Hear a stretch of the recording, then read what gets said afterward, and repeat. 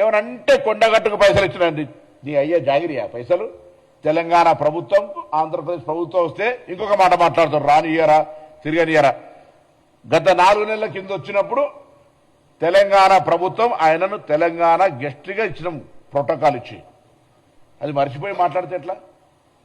నువ్వు తెలంగాణ ఆవిర్భావ దినోత్సవం రోజు అందరినీ కట్టెబెట్టి గెలికినట్టుగా నవనిర్మాణ తెలంగాణ ఆవిర్భావ దినోత్సవం తెలంగాణ ప్రజలకు శుభాకాంక్షలు చెప్తాను రా.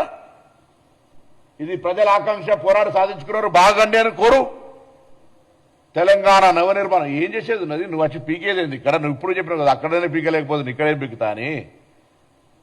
మళ్ళెందుకు ఇట్లా అనేటి ఒక మాటలు చెప్పేది ఒక మాట. స్క్రిప్ట్ పాపం చక్కగా రాసిస్తలేరు బీజేపీలో, ఎవరో ప్రాపర్ గైడ్ చేస్తలేరు. అంతే ఒక మాట బీజేపీ వాళ్ళు ఇరువుతారు పొత్తు కూడా పెట్టుకోమని చెప్పే పరిస్థితులలో, ఒకసారి పొత్తు పెట్టుకుంటామనే పరిస్థితులలో ఆలోచన ట్రస్ట్ ట్రావెల్ జరుగుతుంటుంది. ముందు ఒక ఆర్టిస్టును హీరోగా పెట్టుకోవాలంటే ముందు టెస్ట్ డ్రైవ్ చేస్తున్నట్టు, అంటే స్క్రీన్ టెస్ట్ చేస్తే స్క్రీనింగ్ అట్లా చేస్తున్నట్టు పవన్ కళ్యాణ్ గారిని పాపం తెలుసుకోవాలి.